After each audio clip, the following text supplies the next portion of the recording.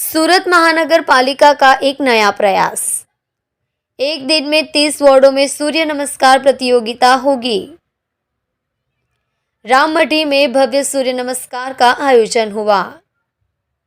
सूर्य नमस्कार से पहले तापी तट पर सामूहिक आरती की गई।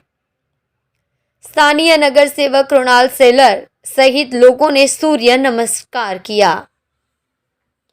सूर्य नमस्कार प्रतियोगिता में 1,43,570 लोग शामिल होंगे। 30 वार्डों में 180 विजेता होंगे। इसके बाद वे जोन स्तर पर प्रतिभाग करेंगे। नमस्कार।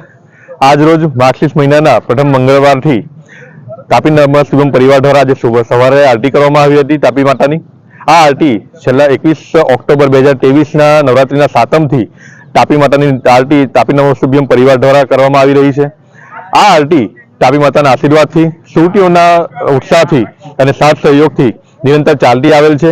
हवे आ तापी आरती घाट सुंदर रीते विकसित थाय ते रीतनुं आयोजन पण करवाना छे।